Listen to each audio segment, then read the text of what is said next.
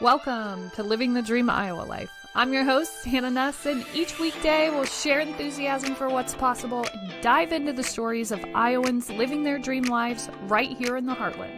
Whether you're chasing a big goal or just looking for a little inspiration, we've got you covered. Let's change the world together. This is Living the Dream Iowa Life. Let's go. Heyo, welcome. Sorry for the crazy eyes. Wow. My camera is above my computer screen and my actual screen is far below where the camera is. And so balancing those two things and not seeing my picture is a challenge. Anyways, welcome. Welcome to Living the Dream Iowa Life podcast. Today, we are going to dive into the question. And yes, it's going to revolve around dreams. And I'm trying not to be very physically uncomfortable because this weekend I was like, I'm fun. I am fun. I am and should be the fun aunt. I am and should be the most fun person at the party. I don't understand how I got this coolness to me, but I am not cool. I am just fun. I am here for the good time, and I have become unfun. And it's not because I am some overprotective mother type. It's, what is the root of my unfunness? This is not the question today, but I am recovering. Yes, recovering from probably nearly a 3rd-degree sunburn on my stomach and upper thighs, the part between where your shorts end and your bikini begins. That they were the widest. It was embarrassing. And I was on a mission to do 2 things. 1, to be fun, because I am fun. And 2, to get some color on those white as a paper parts of my body, my belly and the thigh, the upper thigh that doesn't see sun. And so I just lay in a pool. All right, I'm going to bring my own tube. I'm going to be super comfy. I'm going to just bake some of this suntan on me. This is the mission, friends. And so I lay out, which I'm fun in between laying out, still on this mission. And I don't even notice. My sister says at one point, "You're really red." I look down, not. And then I get home and I'm like, I'm really red, And then, and then the next day, I'm like, this is swollen at least a half an inch. This is painful. I can't shower. I can't put hot water on it. Can't put cold water on it. I really don't even enjoy really anything related to removing clothes, putting clothes on, having clothes on. It hurts. It's not bad. My husband's like, "Oh my gosh, if you're in that much pain, what do you want to do?" I'm like, the pain subsides. The pain is only for a second when I move, when I get caught in a position, but it calms once I get settled. So as long as I'm not restless, I'll be okay. And this morning I went on a run and then I came home and my whole entire stomach and thighs are just sweat blisters essentially. But I feel like we have many days of recovery. And my stomach is about to be the tannest. Yeah, you're welcome. I don't know that it actually will, but either way, 1, I was fun. I had fun. I just relaxed, and I'm getting better at being her throughout, which is tough because once you put ideas out into the world, it's hard not to lose yourself in other people's interpretations. And I am hardworking and driven and disciplined, and I am super fun. So do not get yourself twisted. And I have these beautiful windows of peace, freedom, tranquility, of complete presence where I get to be so much fun. And I'm excited to carry that into my day to day as well, because I think I let the world kind of tell me, oh, you're a driven entrepreneur. You do things, you are doing this. And so being that stark, mission driven workaholic came back so easily. It was like, oh, I know how to be her. And then it was like, all I do is work. I do not enjoy things. And even the things that I enjoy, I am not having fun doing them. I am secretly hating everything about them. I am trying to escape everything that I love. So, what does this conversation have to do with what we're going to talk about? Well, don't you worry, friends. It will come full circle.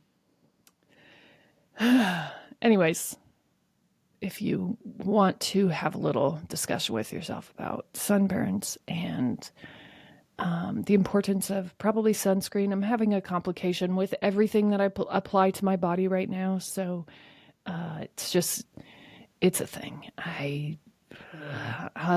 I want to know the ingredients. I want to know the intentions behind it. I want to know how it's made, why it's made that way. Why are some people making it this way and others making it this way? And I know no one thinks about these kinds of things, but I do. In everything, my body, my skin as an organ, everything is going into my system. So I am going to have a thought about it. I am. And I can't correct everything and I can't get everything right. And for goodness sakes, Hannah, if you are going to lay in the sun with stark white body parts exposed for lengths of time, take whatever sunscreen there is. We don't need to worry about the ingredients. Okay, so this morning I woke up and journaled on this. And I have journaled on this before, but this was kind of a transformative journal process, we may say. Okay. Are you ready? What does your dream day look like? I'm like, easy. I know this one. It ain't hard. I've answered this a million times. Okay. And it's probably pretty close, but there is some added peace and togetherness that I don't think I had included in my last instance. And on my dream day, I am working because work is my dream. And that's really what I want to talk more about today. Okay, I really want you to ponder the question, what does my dream day look like? Like if I got to wake up and do anything. And then I really want you to deep dive into why that thing is important. Why is this portion of your day important? So I'm going to go through mine. All right, wake up. I still had like a 3 a.m. wake up time. I did not specifically had what the alarm clock, what the time read, but I said I wake up before the world.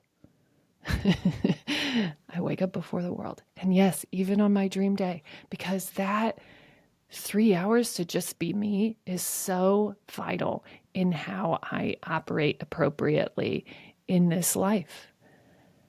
I have to spend time with me. I just have to. It takes a lot to wear my mind down to give space for other people. Otherwise, I'm all me. I'm all up here. I can't help anyone. I'm here. I'm here. I'm thinking about me. I have no space. And if I give myself 3 hours of intentional time,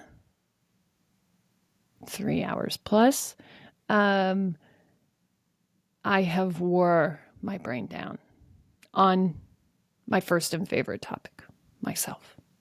Right? And so I wake up before the world. I nestle into my favorite chair, fireside. I am covered in the most delicious array of blankets. And I read for as long as I am led. Then I journal for as long as I decide to explore. Then I move my body outside. I go on a jog. Okay. We're jogging. It's lovely. Best case scenario, I am outside. Okay. Wear her out, wear her down, wear her brain down, outrun my thoughts. Run until I am done running. Come into my home, practice yoga outside. We're outside again. Outside. Come inside. Record my show. Take a shower and get ready for the day. Pick clothes that are lovely and me. Like right now, I feel like my wardrobe I'm picking from is really work. How can I do the work that I do and be comfortable? It's all about comfort and hard work. And I want to have a lovely, colorful, wonderful wardrobe to pick from and to ready myself for the day. Then go out to the kitchen. My kids stumble in. Okay, at some point in there, I'm saying hello to my husband. We usually sit on the couch together. Not together. I am in my chair, okay? I am in blankets. This is me in my sacred space. And then my husband is on the couch. So we kind of go through that morning together. Typically, he'll leave to go to soul-fulfilling work that he does, probably around the time that I go for a jog. So now I'm all cleaned up. I am awake. I am ready. Like I'm ready to present myself to the world. My girls stumble out of their rooms.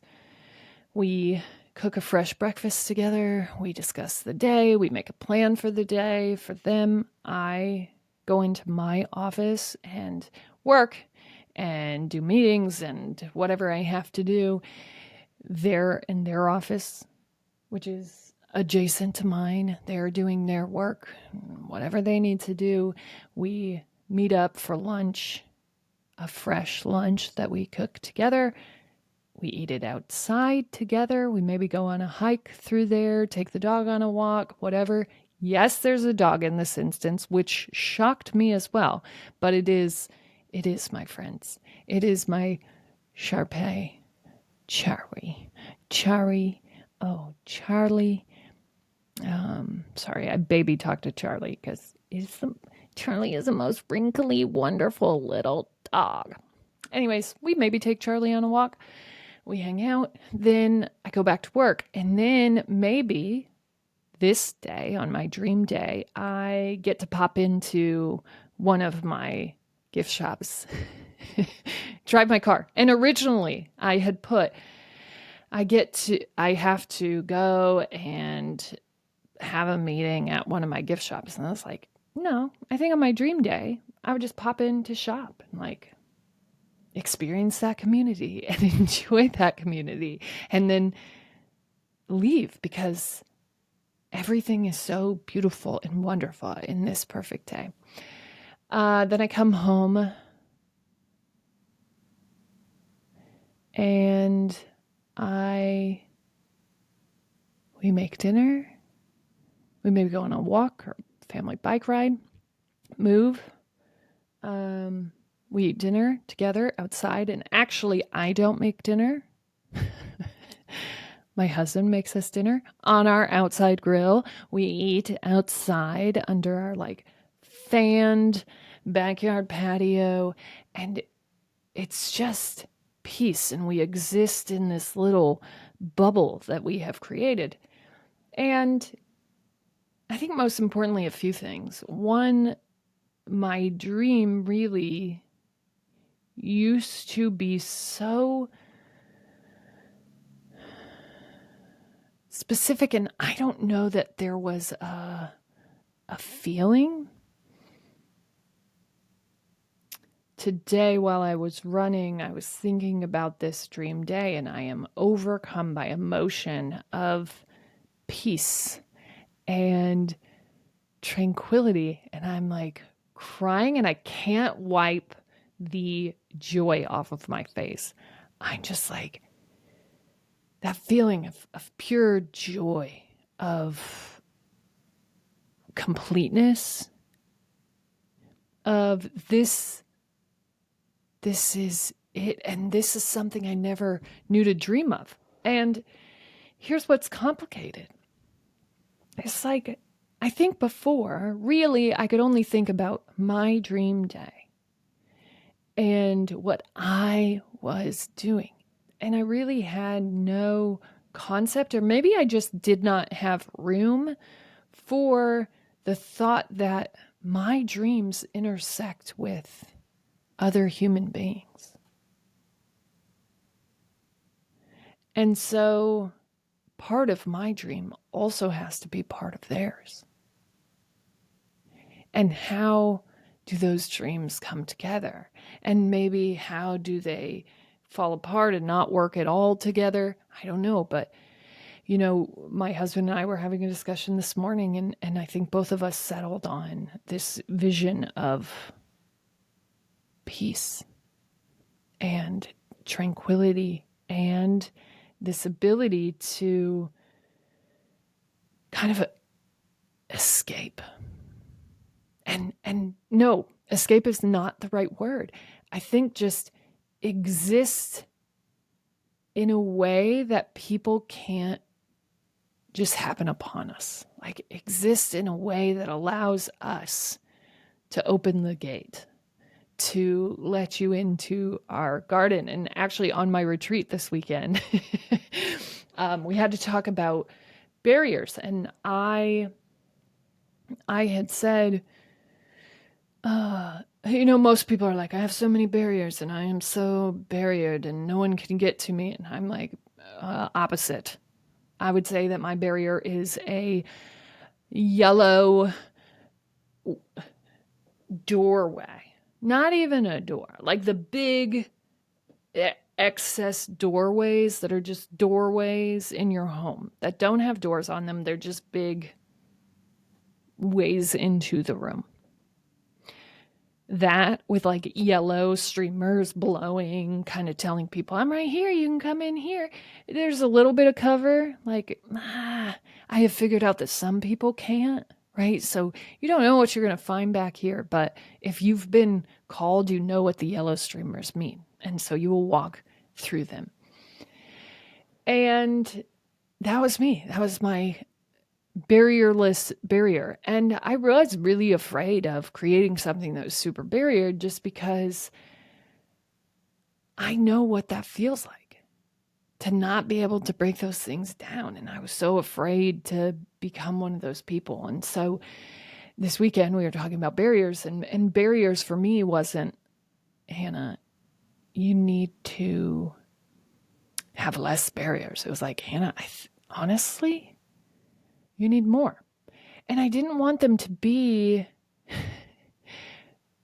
crazy barriers that hindered people from accessing me, but they do need to live in these very specific windows so that I can be me in the way that I am meant to be.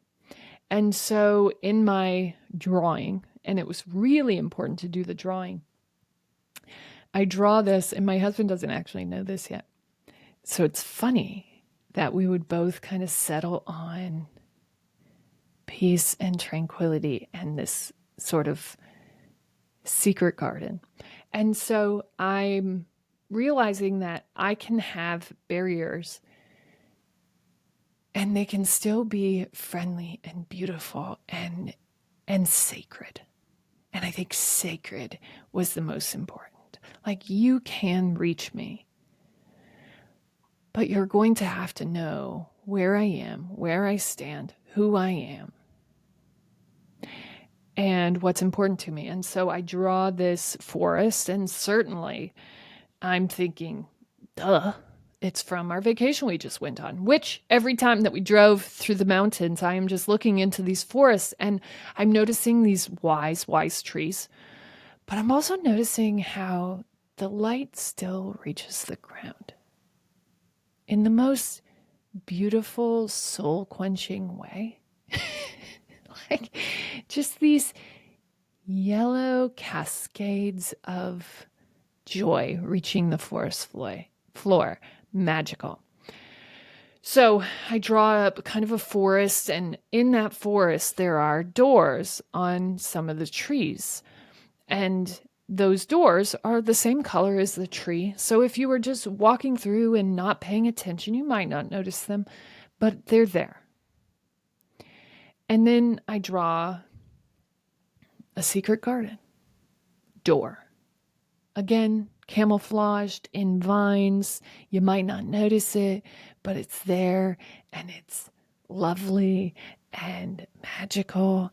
And as I discuss this and talk about this kind of new barriered way of being, I also have those kind of wonderful, magical yellow sun rays beaming down, highlighting the doors, because I think to me that just signifies I have to put it out there that the secret garden exists. I don't have to say where it is. But if you follow your feet and always follow the yellowness, you will find me. You will find me when you're meant to. And I don't know.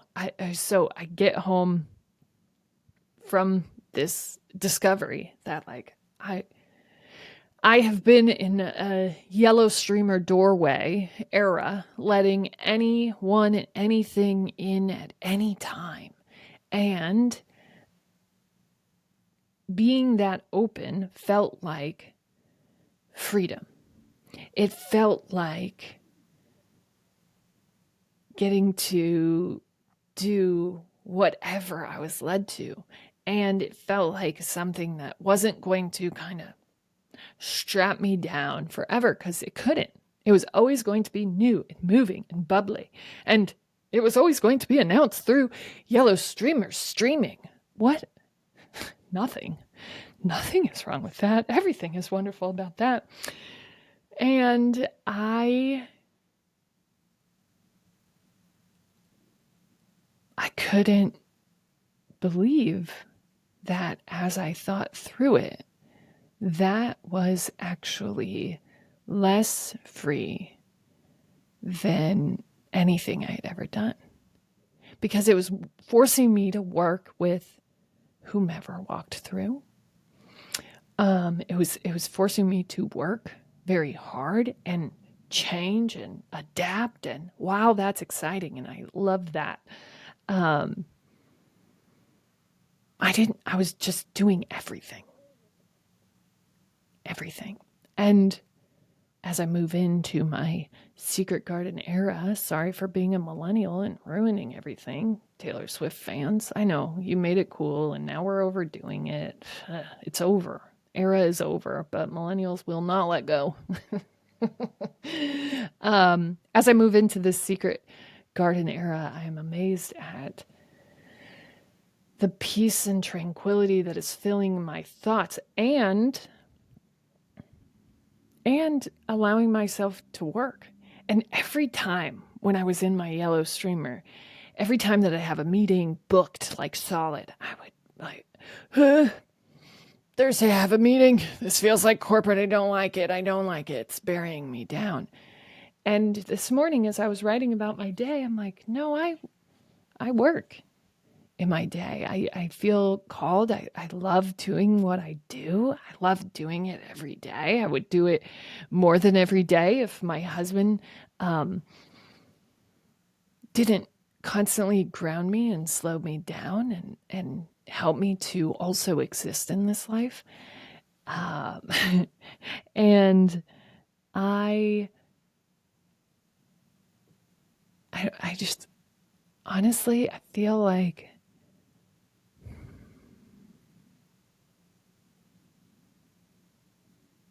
the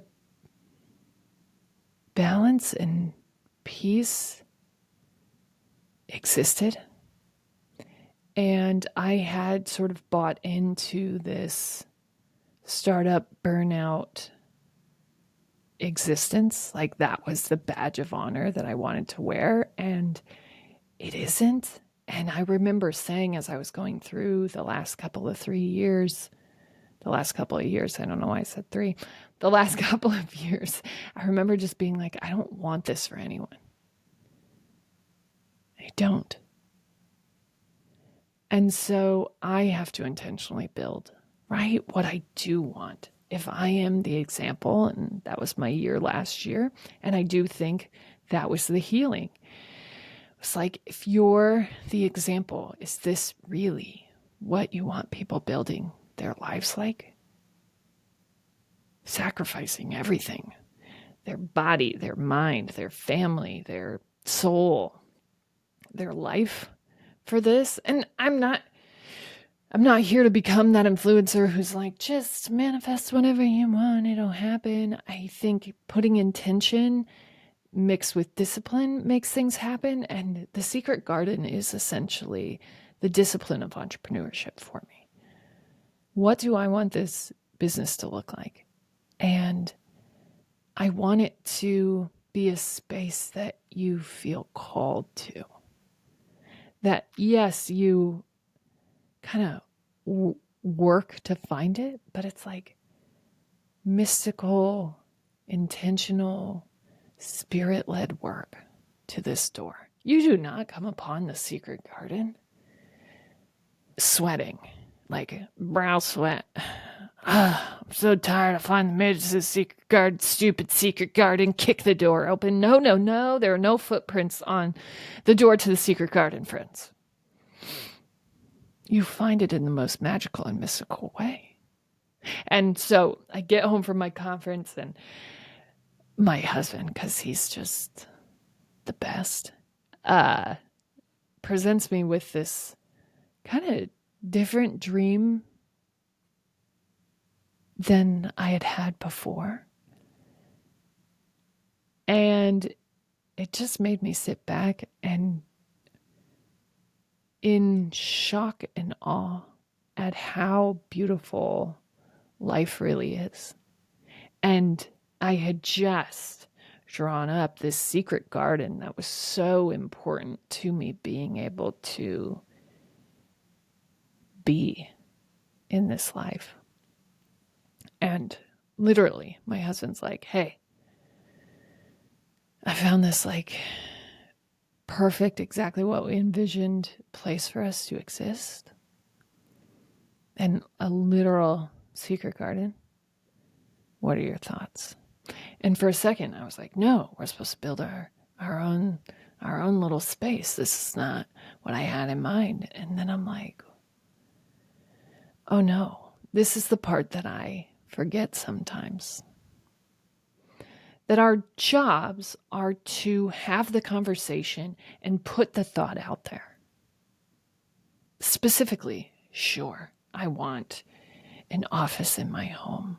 I want a fireplace that I can curl up next to. I want a 6-foot husband.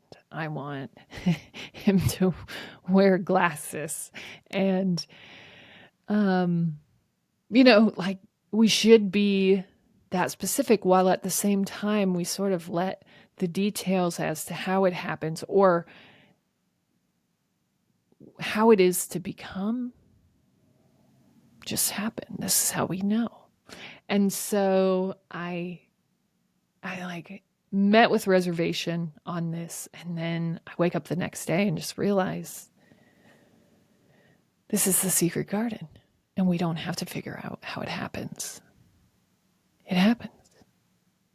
And everything that we had tried to figure out up until now wasn't meant to happen. It had to happen in this exact time with this exact thought. And had this exact thing happened before, it would not have been the right thing or the right time or the right anything. And so I think collectively, this morning, we kind of put our hearts in a matched place, probably for the first time, on this subject, desiring the peace, the ability to exist in tranquility. And I had so many hesitations, and for the first time, I feel like, yeah, I feel at peace and in unbridled joy about the amazing universe that we live in, and just how amazing this life really is. As always, you're smart, you're strong, you're beautiful. What are you going to do? Change the world.